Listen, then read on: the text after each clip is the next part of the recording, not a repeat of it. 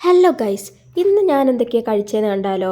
അപ്പോൾ ഇന്ന് രാവിലെ തന്നെ വെള്ളയപ്പോൾ കിഴങ്ങ് കറിയായിരുന്നു കഴിച്ചിട്ടുണ്ടായിരുന്നത്. നമ്മൾ പുറത്ത് ഒരു റെസ്റ്റോറൻറ്റിൽ പോയിട്ടാണ് കഴിച്ചത്. രാവിലെ തന്നെ കുക്ക് ചെയ്യാനുള്ള മടി കാരണം നമ്മൾ പുറത്ത് പോയി. പിന്നെ ഒരു ജാഗറി ടീ കുടിച്ചു. ഇത് ഞാൻ ബാംഗ്ലൂരിൽ മാത്രമേ കണ്ടിട്ടുള്ളൂ കേട്ടോ, വേറെ എവിടെയെങ്കിലും ഉണ്ടോയെന്ന് എനിക്കറിയില്ല. അതിനുശേഷം ഞാനൊരു ചോക്ലേറ്റ് കഴിച്ചു, തിരി മധുരത്തിന് വേണ്ടി.